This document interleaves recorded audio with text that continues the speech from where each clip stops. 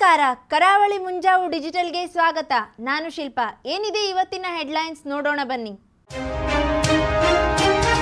ಸುಳ್ಳು ದಾಖಲೆ ನೀಡಿ ಲಾಕ್ಡೌನ್ ವೇಳೆ ಸಂಚಾರ, ಸಿಕ್ಕಿಬಿದ್ದಲ್ಲಿ ಕಾದಿದೆ ಮತ್ತಷ್ಟು ಕಠಿಣ ಕ್ರಮ. ಬೇಕಾಬಿಟ್ಟಿ ಓಡಾಟಕ್ಕೆ ಬೀಳಲಿದೆ ಕಡಿವಾಣ. ಜಿಲ್ಲಾ ಪೊಲೀಸ್ ವರಿಷ್ಠಾಧಿಕಾರಿ ಶಿವಪ್ರಕಾಶ್ ಕಟು ಎಚ್ಚರಿಕೆ. ಜಿಲ್ಲೆಯ 251 ಪೊಲೀಸ್ ಸಿಬ್ಬಂದಿಗಳಿಗೆ ಕೊರೋನಾ, 188 ಅಧಿಕಾರಿ ಹಾಗೂ ಸಿಬ್ಬಂದಿಗಳು ಗುಣಮುಖ. ಇನ್ನು ಹೋಮ್ ಐಸೋಲೇಷನ್ನಲ್ಲಿದ್ದಾರೆ 63 ಮಂದಿ. ಜಿಲ್ಲೆಯಲ್ಲಿ ಕೊರೋನಾಕ್ಕೆ ಪೊಲೀಸ್ ಸಿಬ್ಬಂದಿ ಬಲಿಯಾಗಿಲ್ಲ. ಚಂಡಮಾರುತ ಪೀಡಿತರಿಗೆ ಪವರ್ ನೀಡಿದ ಜೂಡ್, ಸಮಾಜ ಸೇವಕನ ಮಾದರಿ ಕಾರ್ಯಕ್ಕೆ ಶ್ಲಾಘನೆ. ಮನೆ ಮನೆಗೆ ಜನರೇಟರ್ ಮೂಲಕ ವಿದ್ಯುತ್ ಪೂರೈಕೆ, ಕಾರವಾರದ ಜೂಡ್ ಫರ್ನಾಂಡಿಸ್ನ ಮಾದರಿ ಕೆಲಸ. ಕಾಂಗ್ರೆಸ್ ಕುರಿತು ಬಿಜೆಪಿಯ ಹಗುರವಾದ ಟೀಕೆ ಸಲ್ಲ, ಪಕ್ಷದವರ ನಿರ್ಲಕ್ಷ್ಯ ಮರೆಮಾಚಿ ಕಾಂಗ್ರೆಸ್ನ ಬಗ್ಗೆ ಲೇವಡಿ. ಬಿಜೆಪಿಯ ವಕ್ತಾರರಿಗೆ ಮಾಹಿತಿ ಕೊರತೆ, ಜಿಲ್ಲಾ ಕಾಂಗ್ರೆಸ್ ವಕ್ತಾರರಿಂದ ಬಿಜೆಪಿಗರ ಬಗ್ಗೆ ಟೀಕೆ. 2 ವರ್ಷದ ಐಸ್ ಕ್ರೀಮ್ ಸೀಸನ್ ನುಂಗಿದ ವೈರಸ್, ತಂಪು ಪಾನೀಯ ವಹಿವಾಟಿಗೆ ತಟ್ಟಿದ ಕೊರೋನಾ ಬಿಸಿ. ಬೇಸಿಗೆಯಲ್ಲೇ ಅಟಕಾಯಿಸುವ ಕೋವಿಡ್ ಮಹಾಮಾರಿ, ಕೋಟಿ ವಹಿವಾಟಿನ ಉದ್ಯಮದ ಉಸಿರು ತೆಗೆದ ಸೋಂಕು. ಲಾಕ್ಡೌನ್ ಜಾರಿಯಲ್ಲಿದ್ದಾಗ ಅನಗತ್ಯ ಸಂಚಾರಕ್ಕೆ ಅವಕಾಶವಿಲ್ಲ. ಆದರೆ ಕೆಲವರು ಸುಳ್ಳು ದಾಖಲೆ ತೋರಿಸಿ ಓಡಾಡುತ್ತಿದ್ದವರ ಮೇಲೆ ನಿಗಾ ಇರಿಸಲಾಗಿದ್ದು, ಸಿಕ್ಕಿಬಿದ್ದಲ್ಲಿ ಕಠಿಣ ಕ್ರಮ ಕೈಗೊಳ್ಳಲಾಗುತ್ತದೆ ಎಂದು ಜಿಲ್ಲಾ ಪೊಲೀಸ್ ವರಿಷ್ಠಾಧಿಕಾರಿ ಶಿವಪ್ರಕಾಶ್ ದೇವರಾಜ್ ಎಚ್ಚರಿಸಿದ್ದಾರೆ. ಲಾಕ್ಡೌನ್ ಜಾರಿಯಲ್ಲಿದ್ದಾಗ ಅನಗತ್ಯ ಸಂಚಾರಕ್ಕೆ ಅವಕಾಶವಿಲ್ಲ.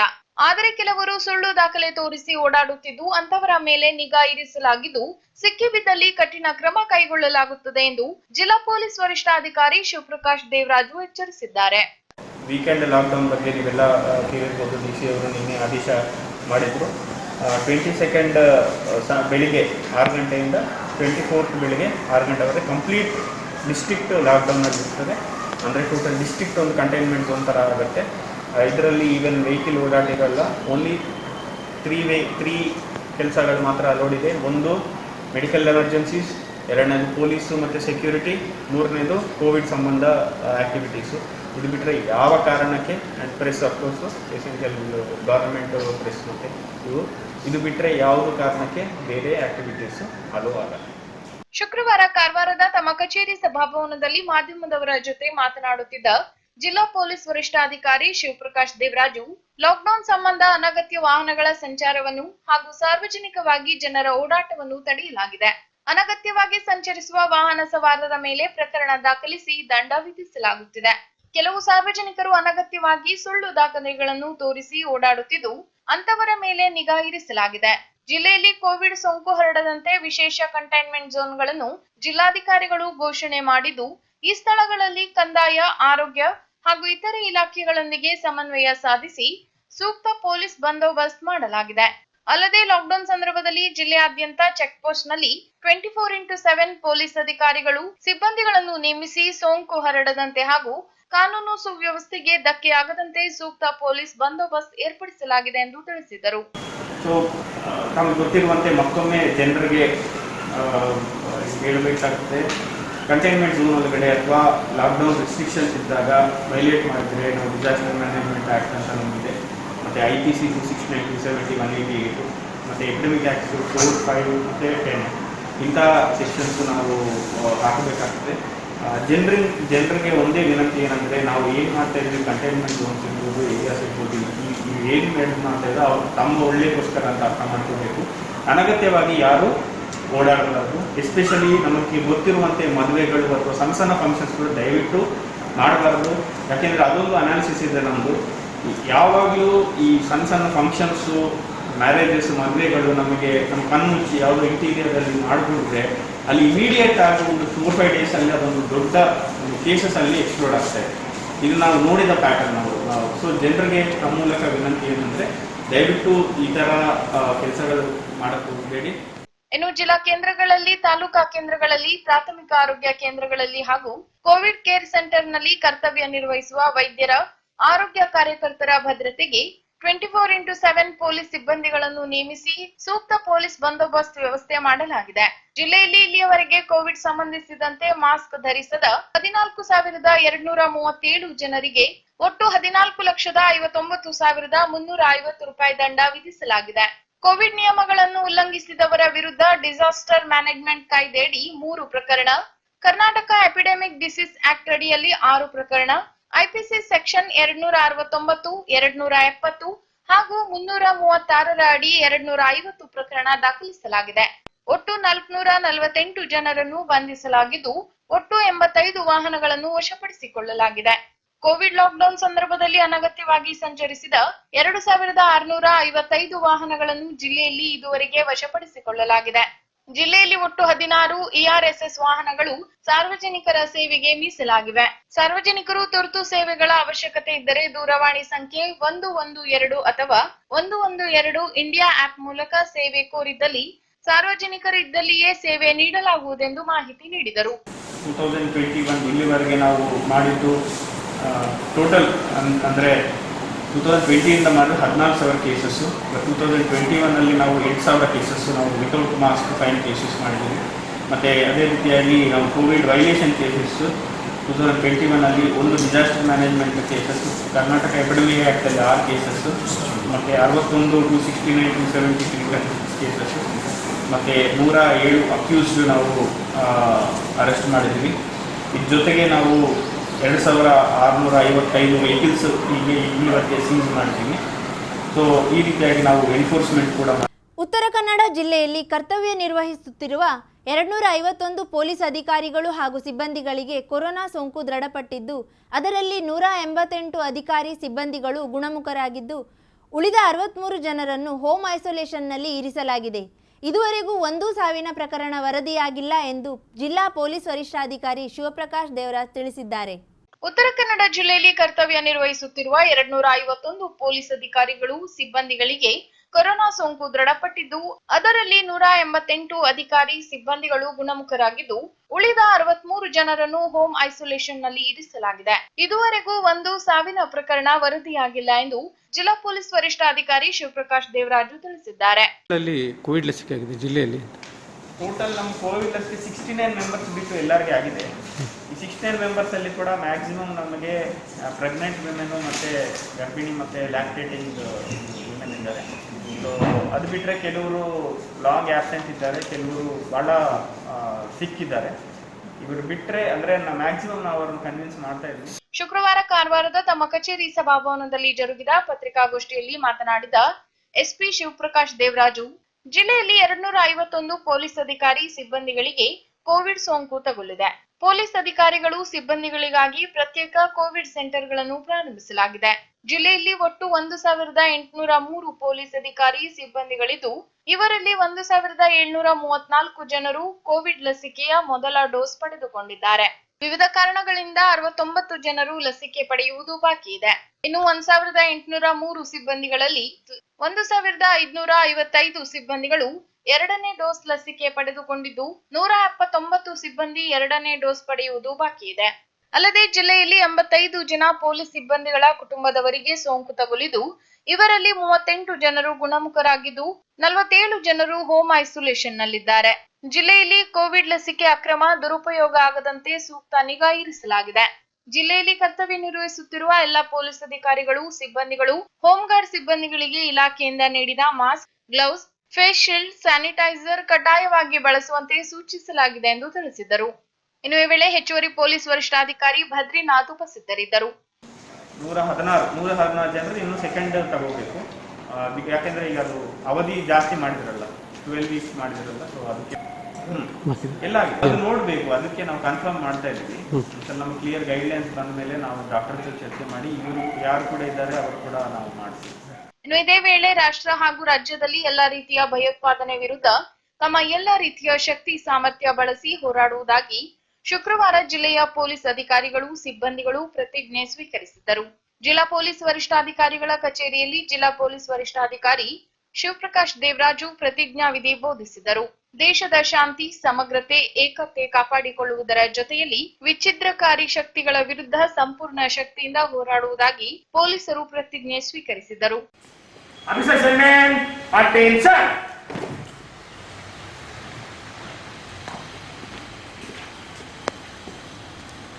ಅಹಿಂಸೆ ಹಾಗೂ ಸಹನೆಗೆ ಹೆಸರಾದ ನಮ್ಮ ರಾಜ್ಯದ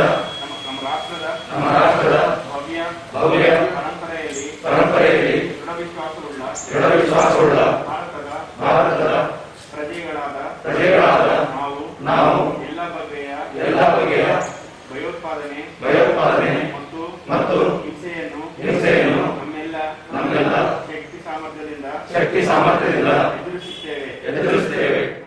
ಶಾಂತಿ, ಸಾಮಾಜಿಕ ಸೌಹಾರ್ದತೆ ಮತ್ತು ಪರಸ್ಪರ ಮತ್ತು ಮಾನವ ಜೀವಕ್ಕೆ ಹಾಗೂ ಮೌಲ್ಯಗಳಿಗೆ ಹೆದರಿಕೆ ಒಡ್ಡುತ್ತಿರುವ ವಿಚಿತ್ರಕಾರಿ ಶಕ್ತಿಗಳ ವಿರುದ್ಧ ಹೋರಾಡಲು ನಾವು ಇತ್ತೀಚೆಗೆ ಅಬ್ಬರಿಸಿ ಹೋದ ತೌಕ್ತೆ ಚಂಡಮಾರುತ ತಂದಿಟ್ಟ ಸಂಕಷ್ಟ ಅಷ್ಟಿಷ್ಟಲ್ಲ. ಕಡಲ ತೀರ ತತ್ತರಿಸಿದರೆ ವಿದ್ಯುತ್ ವ್ಯವಸ್ಥೆ ಪೂರ್ತಿ ನಿರ್ಜೀವವಾಗಿತ್ತು. 2-3 ದಿನಗಳು ಬೆಳಕಿಲ್ಲದೆ ಬಾಳು ಸಾಗಿಸುವಂತಾಗಿತ್ತು. ಇಂತಹ ಸಂದರ್ಭದಲ್ಲಿ ಕಾರವಾರದ ಸಮಾಜ ಸೇವಕನೋರ್ವ ಸಂಕಷ್ಟಕ್ಕೆ ಮಿಡಿದ ರೀತಿ ಮಾತ್ರ ವಿಶಿಷ್ಟವೇ. ಹಾಗಿದ್ದಲ್ಲಿ ಆತ ಮಾಡಿದ ಹೃದಯ ಮುಟ್ಟುವ ಸೇವೆಯಾದರೂ ಯಾವುದು ನೋಡೋಣ ಬನ್ನಿ. ಇತ್ತೀಚೆಗೆ ಅಬ್ಬರಿಸಿ ಹೋದ ತೌಕ್ತೆ ಚಂಡಮಾರುತ ತಂದಿಟ್ಟ ಸಂಕಷ್ಟ ಅಷ್ಟಿಷ್ಟಲ್ಲ. ಕಡಲ ತೀರ ತತ್ತರಿಸಿದರೆ ವಿದ್ಯುತ್ ವ್ಯವಸ್ಥೆ ಪೂರ್ತಿ ನಿರ್ಜೀವವಾಗಿತ್ತು. 2-3 ದಿನಗಳ ಬೆಳಕಿಲ್ಲದೆ ಬಾಳು ಸಾಗಿಸುವಂತಾಗಿತ್ತು. ಇಂತಹ ಸಂದರ್ಭದಲ್ಲಿ ಕಾರವಾರದ ಸಮಾಜ ಸೇವಕನೋರ್ವ ಸಂಕಷ್ಟಕ್ಕೆ ಮಿಡಿದ ರೀತಿ ಮಾತ್ರ ವಿಶಿಷ್ಟವೇ.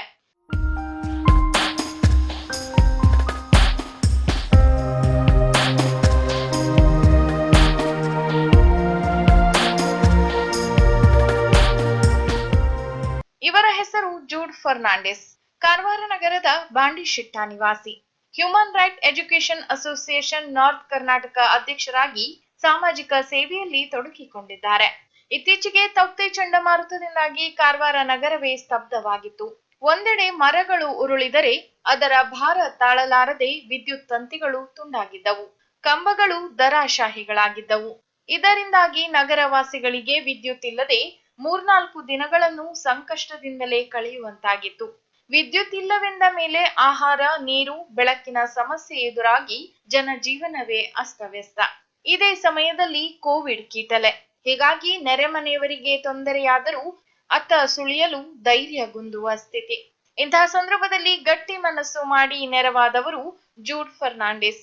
ಅವರು ಮಾಡಿದ್ದ ಸೇವೆಯಾದರೂ ಏನು ಅಂತೀರಾ? ವಿದ್ಯುತ್ ಸಮಸ್ಯೆ ಸರಿದಾರಿಗೆ ಬಾರದೇ ಇದ್ದಾಗ ಜೂಡ್ ಫರ್ನಾಂಡಿಸ್ ಸೋಷಿಯಲ್ ಮೀಡಿಯಾದಲ್ಲಿ ಮೆಸೇಜ್ ಒಂದನ್ನು ಹಾಕಿ ಯಾರಿಗಾದರೂ ವಿದ್ಯುತ್ ಇಲ್ಲದೆ ಸಮಸ್ಯೆಯಾಗಿದ್ದಲ್ಲಿ ತಿಳಿಸಿ, ತಾನು ನೆರವಿಗೆ ಬರುತ್ತೇನೆ ಎಂದು ಬರೆದುಕೊಂಡಿದ್ದರು. ಆಪತ್ಕಾಲದಲ್ಲಿ ನೆರವಿಗೆ ಬಂದ ಪುಣ್ಯಾತ್ಮ ಎಂದು ಹೇಳಿ ಒಬ್ಬೊಬ್ಬರೇ ತಮಗೆ ತೊಂದರೆ ಇದೆ, ನಮಗೆ ತೊಂದರೆ ಇದೆ ಎಂದು ಮೆಸೇಜ್ ಹಾಕಿದ್ದರು. ಆಗ ಜೂಡ್ ಫರ್ನಾಂಡಿಸ್ ತಮ್ಮ ವಾಹನದಲ್ಲಿ ಜನರೇಟರ್ ಏರಿಸಿ ಸಮಸ್ಯೆ ಹೇಳಿಕೊಂಡ ಪ್ರತಿ ಮನೆಗೆ ತೆರಳಿದ್ದರು.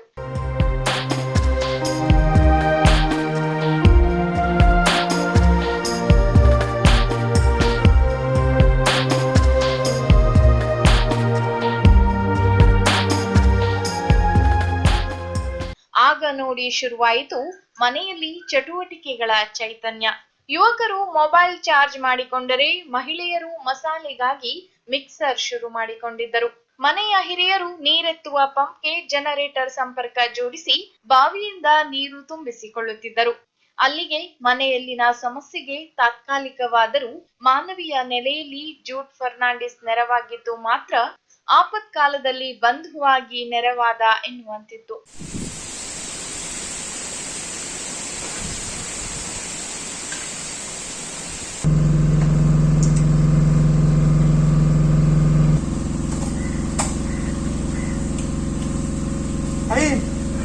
पंप ऑन कर।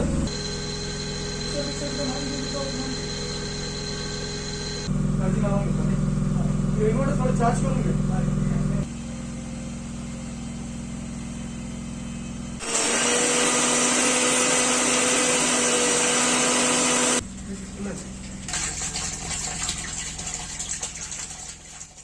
ಹೀಗೆ ತಮ್ಮ ವಿನೂತನ ಕಾರ್ಯದ ಮೂಲಕ ಜೂಡ್ ಫರ್ನಾಂಡಿಸ್ ಸಮಾಜ ಸೇವೆಯ ಮುಖ ತೆರೆದಿಟ್ಟರು. ನಾಗರಿಕರ ಸಹಾಯಕ್ಕೆ ನೆರವಾದ ಜೂಡ್ ಬಗ್ಗೆ ಎಲ್ಲರಿಗೂ ಹೆಮ್ಮೆ ಮೂಡುವಂತಾಗಿತ್ತು. ಇನ್ನು ಬಿಕಾಂ ಪದವಿ ಮುಗಿಸಿರುವ ಇವರು ಮದುವೆಯಾಗಿ 4 ಮಕ್ಕಳಿದ್ದಾರೆ. ಕಾಲೇಜ್ಗೆ ಹೋಗುತ್ತಿರುವಾಗಲೇ ತಂದೆ ತಾಯಿಯನ್ನು ಕಳೆದುಕೊಂಡಿದ್ದರು. ಮಾತಾಪಿತರ ಸೇವೆ ಮಾಡುವ ಭಾಗ್ಯ ತನಗಿರಲಿಲ್ಲ. ಹೀಗಾಗಿ ಇದೀಗ ಅನ್ಯರ ಸೇವೆಯನ್ನು ಮಾಡುವುದರ ಮೂಲಕ ಅವರಲ್ಲಿಯೇ ತಂದೆ ತಾಯಿ ಪ್ರೀತಿ ಕಾಣುತ್ತೇನೆ. ಅದೇ ನನಗೆ ಸಿಗುವ ಭಾಗ್ಯ ಎನ್ನುತ್ತಾರೆ ಜೂಡ್. 4 ದಿವಸದಿಂದ ನಮ್ದು ಕಾರವಾರದಲ್ಲಿ ನಮಗೆ ಪವರ್ ಸಪ್ಲೈ ಇಲ್ಲ, ಕರೆಂಟ್. ಮತ್ತೆ ಈ ಮಳೆ ಮತ್ತು ಸೈಕ್ಲೋನ್ ಬಂದ್ಮೇಲೆ ಎಲ್ಲರಿಗೆ ನೀರು ಮತ್ತು ಮಿಕ್ಸರ್ ಎಲ್ಲ ಕರೆಂಟ್ ಪ್ರೊವಿಷನ್ ಏನಿಲ್ಲ, ಅದಕ್ಕಾಗಿ ಅವ್ರಿಗೆ ಬಹಳ ಕಷ್ಟ ಆಗ್ತಾ ಇತ್ತು. ನಮ್ಮನೆಗೆ ಅಷ್ಟೇ ಎಷ್ಟು ಕಷ್ಟ ಆಗ್ತದೆ ಅದೇ ನಮ್ದು ಫೀಲಿಂಗ್ ಬಂದ್ಕೊಂಡು ನಾನು ಒಂದು ಸೋಷಿಯಲ್ ಮೀಡಿಯಾದಲ್ಲಿ ವಾಟ್ಸಪ್ಪಲ್ಲಿ ನಾನು ಒಂದು ಹಾಕಿದೆ, ಮೆಸೇಜ್ ಹಾಕಿದೆ. ಯಾರು ಸೀನಿಯರ್ ಸಿಟಿಸನ್ ಇದ್ದರೆ, ಯಾರಿಗೆ ಏನು ಹೆಲ್ಪ್ ಮಾಡಲಿಕ್ಕೆ ಯಾರು ಇಲ್ಲಾದರೆ ನಮಗೆ ಫೋನ್ ಮಾಡಿ, ನಾನು ಅವರಿಗೆ ಒಂದು ಜನರೇಟರ್ ಇಲ್ಲದೆ ಕರೆಂಟ್ ಸಪ್ಲೈ ಪ್ರೊವಿಷನ್ ಕೊಡ್ತೀನಿ ಅಂತ ಅವ್ರು ಒಂದು ಮೆಸೇಜ್ ಹಾಕಿದೆ. ಆಮೇಲೆ 2 ದಿವಸ ಅಂತ ನಮಗೆ ಭಾಳ ಫೋನ್ ಬಂತು, ಮತ್ತು ಅವರಿಗೆ ನಾನು ಸರ್ವಿಸ್ ಕೊಡ್ತಾ ಇದ್ದೆ.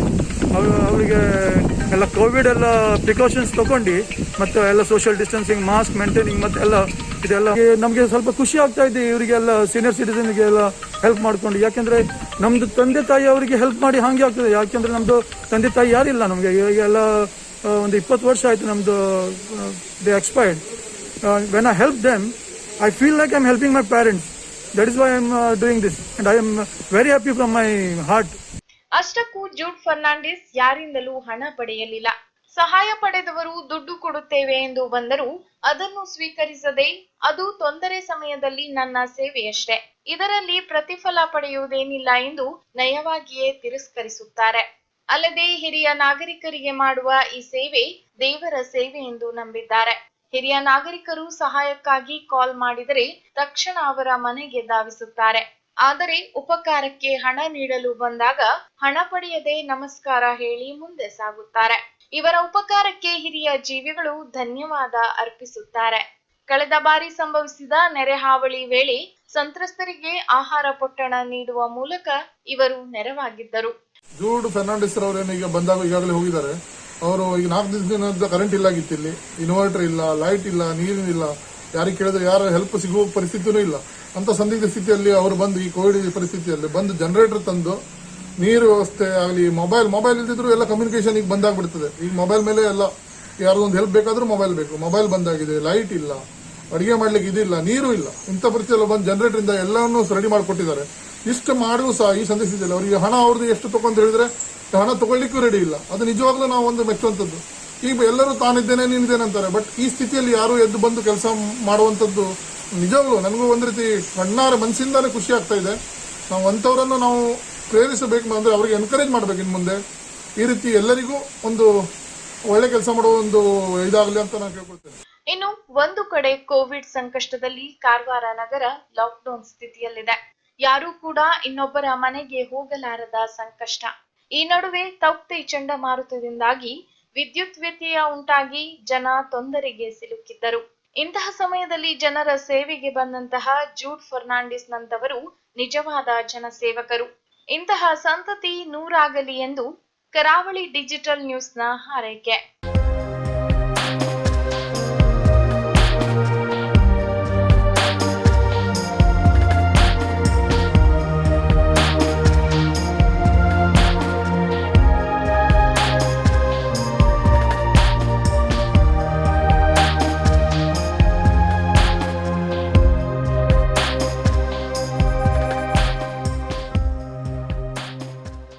ಕಳೆದ ಬಾರಿ ಹಾಗೂ ಈ ಬಾರಿಯೂ ಕೋವಿಡ್ ನಿಯಂತ್ರಣಕ್ಕೆ ಶ್ರಮಿಸುತ್ತಿರುವ ಕಾಂಗ್ರೆಸ್ ಕುರಿತು ಹಗುರವಾಗಿ ಮಾತನಾಡುವುದನ್ನು ಬಿಟ್ಟು ಸಂಕಷ್ಟದಲ್ಲಿರುವ ಜನತೆಗೆ ಬಿಜೆಪಿ ಸಂಸದರು ಹಾಗೂ ವಿಧಾನಸಭಾಧ್ಯಕ್ಷರು ವೈಯಕ್ತಿಕ ನೆಲೆಯಲ್ಲಿ ಎಷ್ಟು ಸಹಾಯ ಮಾಡಿದ್ದಾರೆಂಬುದನ್ನು ಮೊದಲು ತಿಳಿಸಲಿ ಎಂದು ಜಿಲ್ಲಾ ಕಾಂಗ್ರೆಸ್ ವಕ್ತಾರ ದೀಪಕ್ ದೊಡ್ಡೂರು ಬಿಜೆಪಿ ವಕ್ತಾರ ನಾಗರಾಜ್ ನಾಯಕರಿಗೆ ಸವಾಲೆಸೆದಿದ್ದಾರೆ.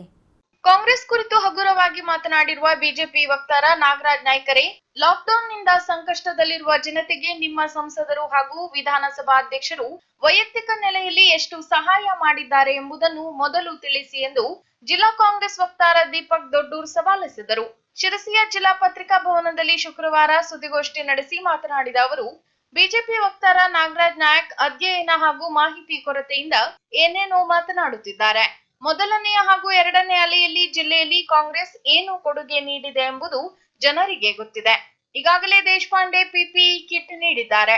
ಆಕ್ಸಿಜನ್ ಸಿಲಿಂಡರ್, ಔಷಧಿಯನ್ನು ನೀಡಲಾಗುತ್ತಿದೆ. ಶಿರಸಿ, ಸಿದ್ದಾಪುರ್ ಸೇರಿದಂತೆ ಅನೇಕ ಕಡೆ ರೋಗಿಗಳನ್ನು ಮನೆಗೆ ತಲುಪಿಸಲು ವಾಹನ ವ್ಯವಸ್ಥೆಯನ್ನು ಸಹ ಕಲ್ಪಿಸಲಾಗಿದೆ. ಅಲ್ಲದೆ ಕಳೆದ ಬಾರಿ ಸಾಕಷ್ಟು ಬಡವರಿಗೆ ಅಕ್ಕಿ ಹಾಗೂ ದಿನಸಿ ನೀಡಿದ್ದೇವೆ. ಕೇವಲ ಟೀಕೆ ಮಾಡುವುದನ್ನೇ ಹವ್ಯಾಸ ಮಾಡಿಕೊಂಡಿರುವ ನಾಗರಾಜ್ ನಾಯಕ್ ತಮ್ಮ ವಾಚಾಳಿತನವನ್ನು ತೋರಿಸುತ್ತಿದ್ದಾರೆ. ಇತ್ತೀಚಿನ ದಿನಗಳಲ್ಲಿ ಬಿಜೆಪಿಯ ಬಗ್ಗೆ ಇಡೀ ದೇಶದಲ್ಲಿ ವಿರೋಧಿ ಅಲೆ ವ್ಯಕ್ತವಾಗುತ್ತಿದೆ ಎಂದು ತಿಳಿಸಿದರು. ಪಾರ್ಟಿಯ ವಕ್ತಾರರು ನ್ಯಾಯವಾದಿಗಳಾದಂತಹ ನಾಗರಾಜ್ ನಾಯ್ಕ್ ಅವರು ಕಾಂಗ್ರೆಸ್ ಪಕ್ಷದ ಮೇಲೆ ಜೊತೆಯಲ್ಲಿ ಉತ್ತರ ಕನ್ನಡ ಜಿಲ್ಲಾ ಕಾಂಗ್ರೆಸ್ ಸಮಿತಿಯ ಸಂಬಂಧಪಟ್ಟಂತೆ ಅನೇಕ ಟೀಕೆಗಳನ್ನ ಮಾಡಿದ್ದಾರೆ. ಆ ನಿಟ್ಟಿನಲ್ಲಿ ಅದಕ್ಕೆ ತಕ್ಕ ಮಟ್ಟಿಗೆ ಉತ್ತರ ಕೊಡ್ತಕ್ಕಂತಹ ಪ್ರಯತ್ನವನ್ನ ನಾವು ಉತ್ತರ ಕನ್ನಡ ಜಿಲ್ಲಾ ಕಾಂಗ್ರೆಸ್ ಮಾಡ್ಲಿಕ್ಕಿದ್ದೇವೆ. ಕೊರತೆ ಇದೆ ಅಂತಕ್ಕಂಥದ್ದನ್ನ ನಾವು ಹೇಳಲಿಕ್ಕೆ ಬಯಸ್ತಾ ಇದ್ದೇವೆ. ಒಬ್ಬ ಮಾಧ್ಯಮ ವಕ್ತಾರರಾಗಿ ಪತ್ರಿಕೆಗಳ ವರದಿಗಳನ್ನ ಕೂಲಂಕಷವಾಗಿ ಅವರು ನೋಡುತ್ತಿಲ್ಲವೇನೋ ಹೇಳುವಂತಹ ಭಾವನೆ ನಮ್ಮದಾಗಿದೆ. ಹಾಗಾಗಿ ನಾವು ಅವರಿಗೆ ಸಲಹೆಯನ್ನು ಕೊಡ್ತೇವೆ. ಪ್ರತಿದಿನ ಚಹಾ ಅನ್ನ ಸ್ವೀಕರಿಸ್ತಾ ತಾವು ಮಾಧ್ಯಮದಲ್ಲಿ ಬರ್ತಕ್ಕಂತಹ ವರದಿಗಳನ್ನ ಪರಿಶೀಲನೆ ಮಾಡಬೇಕು ಅನ್ನುವಂಥ ವಿನಂತಿಯನ್ನ ಮಾಡ್ತೇವೆ. ಕಾರಣ ಕೋವಿಡ್-19 ಮೊದಲನೇ ಅಲೆಯ ಸಂದರ್ಭದಲ್ಲೂ ಕೂಡ, ತದನಂತರದಲ್ಲಿ ಈಗ ಎರಡನೇ ಅಲೆಯಲ್ಲೂ ಕೂಡ ಉತ್ತರ ಕನ್ನಡ ಜಿಲ್ಲಾ ಕಾಂಗ್ರೆಸ್ ಆರ್ ವಿ ದೇಶಪಾಂಡೆ ಅವರ ನೇತೃತ್ವದಲ್ಲಿ, ಜಿಲ್ಲಾಧ್ಯಕ್ಷರಾದಂತಹ ಭೀಮಣ್ಣ ನಾಯಕ್ ಅವರ ನೇತೃತ್ವದಲ್ಲಿ ಮತ್ತು ಸತೀಶ್ ಸೈಲ್, ಮಾಜಿ ಶಾಸಕರಾದಂತಹ ಶಾರದಾ ಶೆಟ್ಟಿ ಅವರು, ಮಂಗಳ ವೈದ್ಯ ಅವರು ಮತ್ತು ನಮ್ಮ ಎಲ್ಲ ಬ್ಲಾಕ್ ಅಧ್ಯಕ್ಷರುಗಳ ನೇತೃತ್ವದಲ್ಲಿ ನಾವು ಈಗಾಗಲೇ ಅನೇಕ ಕೆಲಸ ಕಾರ್ಯಗಳನ್ನ ಸಹಾಯವಾಣಿಯ ಮುಖಾಂತರ ನಾವು ಮಾಡ್ತಾ ಬಂದಿದ್ದೇವೆ. ಇನ್ನು ಬಿಜೆಪಿಯವರು ನೀಡಿರುವ ಸೌಲಭ್ಯ ಪಕ್ಷದ್ದು ಅಥವಾ ಸರ್ಕಾರದ್ದು ಎಂಬುದನ್ನು ಸ್ಪಷ್ಟಪಡಿಸಬೇಕು. ವ್ಯಾಕ್ಸಿನ್ ಕೊರತೆ ಒಪ್ಪಿಕೊಳ್ಳಲಾಗದೆ ಕಾಂಗ್ರೆಸ್ ಮೇಲೆ ಗೂಬೆ ಕೂರಿಸುತ್ತಿದ್ದಾರೆ. ದೇಶದ ಜನರಿಗೆ ವ್ಯಾಕ್ಸಿನ್ ನೀಡುವಲ್ಲಿ ಕೇಂದ್ರ ಹಾಗೂ ರಾಜ್ಯ ಸರ್ಕಾರ ಸಂಪೂರ್ಣ ವಿಫಲವಾಗಿದೆ. ಜನರ ಜೀವನದ ಜೊತೆ ಚೆಲ್ಲಾಟವಾಡುವ ರಾಜಕಾರಣವನ್ನು ಕಾಂಗ್ರೆಸ್ ಯಾವತ್ತೂ ಮಾಡಿಲ್ಲ. ಸಲಹೆ ನೀಡಿದರೂ ಬಿಜೆಪಿಯವರು ಅದನ್ನು ಟೀಕೆ ಎಂದು ಪರಿಗಣಿಸುತ್ತಿರುವುದು ದುರ್ದೈವದ ಸಂಗತಿಯಾಗಿದೆ. ಜಿಲ್ಲೆಯ ಜನತೆಗೆ ಎಷ್ಟರ ಮಟ್ಟಿಗೆ ಸ್ಪಂದಿಸಿದ್ದೇವೆ ಎಂಬುದನ್ನು ಅವರು ಆತ್ಮಾವಲೋಕನ ಮಾಡಿಕೊಳ್ಳಬೇಕು. ತಮ್ಮದೇ ಬುಡದಲ್ಲೇ ಇರುವ ಹಿಂದೂ ಹುಲಿ ಎಂದು ಬಿರುದಾಂಕಿತರು ಎಲ್ಲಿದ್ದಾರೆ ಎಂಬುದನ್ನು ಮನವರಿಕೆ ಮಾಡಿಕೊಡಬೇಕು. ವಿಧಾನಸಭಾಧ್ಯಕ್ಷರು ಕೋವಿಡ್ ಕಷ್ಟ ಕಾಲದಲ್ಲಿ ಜನತೆಗೆ ವೈಯಕ್ತಿಕವಾಗಿ ಏನು ಸಹಾಯ ಮಾಡಿದ್ದಾರೆ ಎಂಬುದನ್ನು ಮೊದಲು ತಿಳಿಸಬೇಕು. ಅದನ್ನು ಬಿಟ್ಟು ಕಾಂಗ್ರೆಸ್ ಕುರಿತಾಗಿ ಹಗುರವಾಗಿ ಮಾತನಾಡುತ್ತಿರುವುದು ಅವರ ಕಾರ್ಯವೈಖರಿಯನ್ನು ತೋರಿಸುತ್ತದೆ ಎಂದು ತಿಳಿಸಿದರು. ಇತ್ತೀಚಿನ ದಿನಗಳಲ್ಲಿ ನಾವಲ್ಲ, ಈ ದೇಶದ ಜನತೆ ಹೇಳ್ತಾ ಇದ್ದಾರೆ ಬಿಜೆಪಿ ಮಾಡುವುದೆಲ್ಲ ತಪ್ಪು ಅನ್ನುವಂಥದ್ದನ್ನ ಈ ದೇಶದ ಜನ ಹೇಳುವಂತಹ ಪರಿಸ್ಥಿತಿ ಒದಗಿ ಬಂದಿದೆ. ಟೂಲ್ ಕಿಟ್ ಬಗ್ಗೆ ಬಹಳಷ್ಟು ಪ್ರಚಾರಗಳು ಪಡ್ಕೊಳ್ತಾ ಇದೆ. ಭಾರತೀಯ ಜನತಾ ಪಾರ್ಟಿಯವರು ಕಾಂಗ್ರೆಸ್ ಟೂಲ್ ಕಿಟ್ ಬಳಸ್ತಾ ಇದೆ ಹಾಗೆ ಹೇಳುವಂಥದ್ದು. ಈ ಸಂದಿಗ್ಧ ಪರಿಸ್ಥಿತಿಯಲ್ಲಿ ನಮಗೆ ಜಿಲ್ಲಾ ಕಾಂಗ್ರೆಸ್ ಅವ್ರಿಗಿರ್ಬೋದು ಅಥವಾ ನಮ್ಮ ಕಾಂಗ್ರೆಸ್ ಪಕ್ಷಕ್ಕೆ ಗೊತ್ತಿರ್ತಕ್ಕಂಥದ್ದು ಎರಡೇ, ಒಂದು ಆಹಾರ ಕಿಟ್ಟು, ಒಂದು PPE ಕಿಟ್. ಈ ರೀತಿಯಾದಂತಹ ಈ ಟೂಲ್ ಕಿಟ್ ಇರ್ಬೋದು, ಈ ರೀತಿಯ ರಾಜಕೀಯವನ್ನ ನಾವು ಈ ಮಹಾಮಾರಿಯ ಗೆದ್ದ ನಂತರದಲ್ಲಿ ಬೇಕಾದ್ರೆ ಈ ರೀತಿಯ ಚರ್ಚೆಗಳನ್ನ ಅಥವಾ ಈ ರೀತಿಯಾದಂತಹ ಆರೋಪಗಳಿಗೆ ಉತ್ತರವನ್ನ ಕೊಡ್ಲಿಕ್ಕೆ ಬಯಸ್ತೇವೆ. ದೇಶ ಈ ಮಹಾಮಾರಿಯಿಂದ ಗೆದ್ದು ಬರಬೇಕಾಗಿದೆ. ಈ ವೇಳೆ ಶಿರಸಿ ಬ್ಲಾಕ್ ಕಾಂಗ್ರೆಸ್ ಅಧ್ಯಕ್ಷ ಜಗದೀಶ್ ಗೌಡ, ಜಿಲ್ಲಾ ಕಾಂಗ್ರೆಸ್ ಹಿಂದುಳಿದ ವರ್ಗದ ಅಧ್ಯಕ್ಷ ನಾಗರಾಜ್ ನಾರ್ವೇಕರ್, ಯುವ ಕಾಂಗ್ರೆಸ್ ಉಪಾಧ್ಯಕ್ಷ ಕುಮಾರ್ ಜೋಶಿ, ಜಿಲ್ಲಾ ಪಂಚಾಯತ್ ಸದಸ್ಯರಾದ ಬಸವರಾಜ್ ದೊಡ್ಮನಿ, ಶ್ರೀಪಾದ್ ಕಡವೆ ಉಪಸ್ಥಿತರಿದ್ದರು. ನಾಯಕರುಗಳಿರ್ಬೋದು ಅಥವಾ ರಾಜ್ಯ ಸರ್ಕಾರದ ನಾಯಕರುಗಳಿರ್ಬೋದು ಅತ್ಯಂತ ಹತಾಶ ಭಾವನೆಯಿಂದ, ಈ ಆಡಳಿತ ವೈಫಲ್ಯದ ಹತಾಶ ಭಾವನೆಯಿಂದ ದಿಲ್ಲಿಯಿಂದ ಹಿಡಿದು ಹಳ್ಳಿಯವರೆಗಿನ ಭಾರತೀಯ ಜನತಾ ಪಕ್ಷದ ಮುಖಂಡರುಗಳು ತಮ್ಮ ನಾಲಿಗೆಯನ್ನ ಬೇಕಾಬಿಟ್ಟಿ ಹರಿಬಿಡ್ತಾ ಇದ್ದಾರೆ, ತಮ್ಮ ವಾಚಾಳಿತನವನ್ನ ತೋರಿಸ್ತಾ ಇದ್ದಾರೆ. ಕೊರೋನಾ ಎಂಬ ಮಹಾಮಾರಿ ಎಲ್ಲ ಬಗೆಯ ಚಟುವಟಿಕೆಗೆ ಬಹುದೊಡ್ಡ ಹೊಡೆತ ನೀಡಿದೆ. ಅದರಲ್ಲೂ ಬೇಸಿಗೆ ವ್ಯಾಪಾರದ ಋತುಮಾನವನ್ನೇ ಬೆವರಿಳಿಸಿ ಬಿಟ್ಟಿದೆ. ಬೇಸಿಗೆ ಎಂದಾಗ ಹೆಚ್ಚು ವ್ಯಾಪಾರ ವಹಿವಾಟು ಕಂಡುಕೊಳ್ಳುತ್ತಿದ್ದ ಐಸ್ ಕ್ರೀಂ ವ್ಯವಹಾರವನ್ನು ಕರಗಿಸಿದರೆ ತಂಪು ಪಾನೀಯ ಉದ್ಯಮ ಬಿಸಿಲಲ್ಲಿ ಒಣಗುವಂತಾಗಿದೆ. ಕಳೆದ 2 ವರ್ಷಗಳಿಂದಲೂ ಕಾಡುತ್ತಿರುವ ಕೊರೋನಾ ಐಸ್ ಕ್ರೀಂ, ತಂಪು ಪಾನೀಯ ಉದ್ಯಮವನ್ನೇ ನಲುಗಿಸಿದೆ. ಈ ಬಗ್ಗೆ ನಮ್ಮ ಶಿರಸಿ ಪ್ರತಿನಿಧಿ ರಾಜು ಕಾನಸೂರು ಮಾಡಿರುವ ವರದಿ ಇಲ್ಲಿದೆ. ಕೊರೋನಾ ಎಂಬ ಮಹಾಮಾರಿ ಎಲ್ಲ ಬಗೆಯ ಚಟುವಟಿಕೆಗೆ ಬಹುದೊಡ್ಡ ಹೊಡೆತ ನೀಡಿದೆ. ಅದರಲ್ಲೂ ಬೇಸಿಗೆ ವ್ಯಾಪಾರದ ಋತುಮಾನವನ್ನೇ ಬೆವರಿಳಿಸಿ ಬಿಟ್ಟಿದೆ. ಬೇಸಿಗೆ ಎಂದಾಗ ಹೆಚ್ಚು ವ್ಯಾಪಾರ ವಹಿವಾಟು ಕಂಡುಕೊಳ್ಳುತ್ತಿದ್ದ ಐಸ್ ಕ್ರೀಂ ವ್ಯವಹಾರವನ್ನು ಕರಗಿಸಿದರೆ ತಂಪು ಪಾನೀಯ ಉದ್ಯಮ ಬಿಸಿಲಲ್ಲಿ ಒಣಗುವಂತಾಗಿದೆ. ಕಳೆದ 2 ವರ್ಷಗಳಿಂದಲೂ ಕಾಡುತ್ತಿರುವ ಕೊರೋನಾ ಐಸ್ ಕ್ರೀಮ್ ತಂಪು ಪಾನೀಯ ಉದ್ಯಮವನ್ನೇ ನಲುಗಿಸಿದೆ.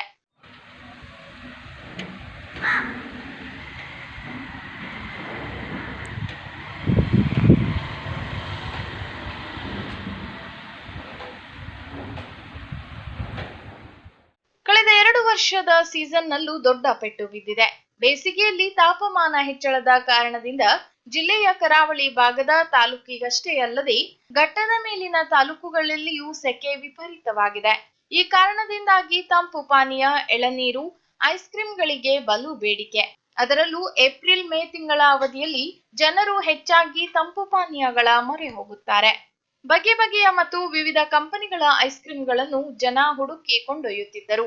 ತಂಪು ಪಾನೀಯಗಳ ಮಾರಾಟ ಮಾರ್ಚ್ ಮಧ್ಯಂತರದ ಬಳಿಕ ಏರುಮುಖ ಕಂಡುಕೊಳ್ಳುತ್ತಿತ್ತು. ಆರಂಭದಲ್ಲೆಲ್ಲ ಕೆಲವು ಬ್ರ್ಯಾಂಡ್ಗಳ ತಂಪು ಪಾನೀಯಗಳು ಮಾರುಕಟ್ಟೆಗೆ ಬರುತ್ತಿದ್ದವಾದರೂ ಇದೀಗ ದೇಶೀಯ ಉದ್ಯಮ ಚಿಗುರೊಡೆದು ನಾನಾ ಕಂಪನಿಯ ಹೆಸರಲ್ಲಿ ತಂಪು ಪಾನೀಯಗಳ ಬಾಟಲ್ಗಳು ಮಾರುಕಟ್ಟೆಯಲ್ಲಿ ಮಿನುಗುತ್ತಿದ್ದವು. ಇದರ ನಡುವೆ ಎಳನೀರಿಗೂ ಬಲು ಬೇಡಿಕೆ ಬಂದಿತ್ತು. ಇತ್ತೀಚಿನ ದಿನಗಳಲ್ಲಿ ಉಷ್ಣಾಂಶ ಏರಿಕೆಯಾಗಿ ಎಲ್ಲೆಡೆ ತಾಪಮಾನ ಹೆಚ್ಚಾಗಿದ್ದು, ಇದರಿಂದಾಗಿ ಎಳನೀರು ಸೇರಿದಂತೆ ತಂಪು ಪಾನೀಯ ಜೊತೆ ಐಸ್ ಕ್ರೀಂಗಳಿಗೆ ಭಾರಿ ಬೇಡಿಕೆ ಬರುತ್ತಿದೆ.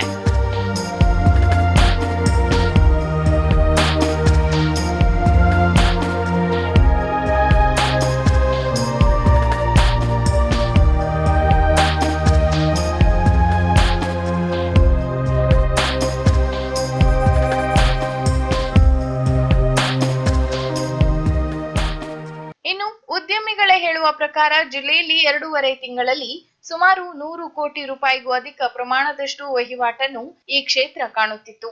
ಬೇಸಿಗೆ ಸೀಸನ್ನಲ್ಲಿ ಮದುವೆ, ಮುಂಜಿ, ಗೃಹ ಪ್ರವೇಶ ಸೇರಿದಂತೆ ಶುಭ ಸಮಾರಂಭಗಳು ನಡೆಯುವ ಕಾರಣ ಇಂತಹ ಕಾರ್ಯಕ್ರಮಗಳಲ್ಲಿ ತಂಪು ಪಾನೀಯಗಳ ಬೇಡಿಕೆ ಹೆಚ್ಚಿದ್ದವು.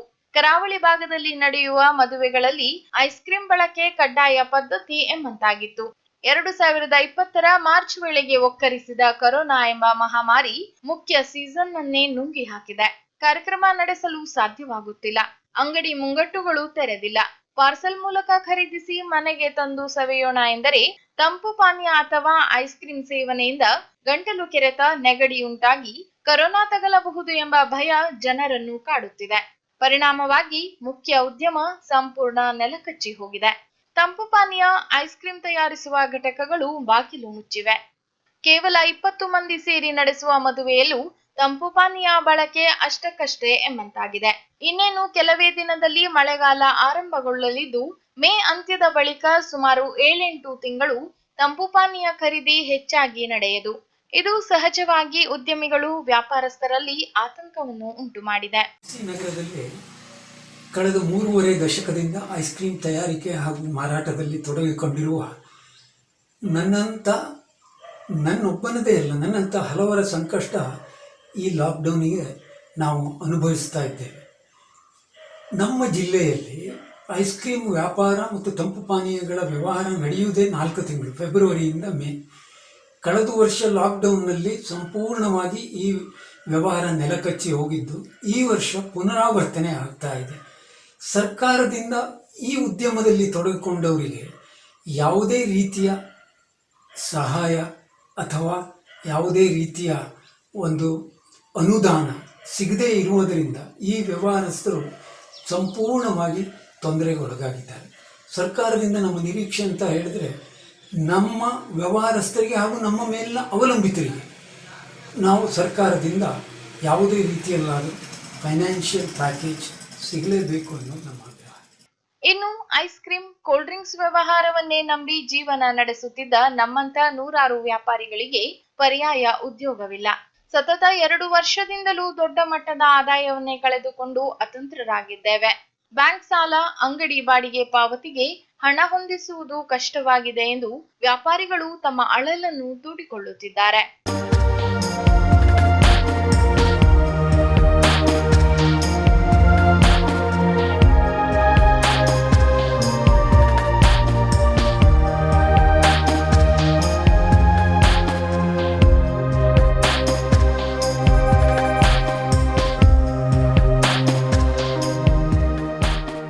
ಇದೀಗ ಕರಾವಳಿ ಮುಂಜಾವು ಡಿಜಿಟಲ್ ವಾರ್ತೆ ಮುಕ್ತಾಯವಾಯಿತು. ಮಾಸ್ಕ್ ಧರಿಸಿ, ಸಾಮಾಜಿಕ ಅಂತರ ಕಾಪಾಡಿಕೊಳ್ಳಿ. ಕೋವಿಡ್ ನಿಯಮವನ್ನು ಪಾಲಿಸೋಣ. ನಮಸ್ಕಾರ.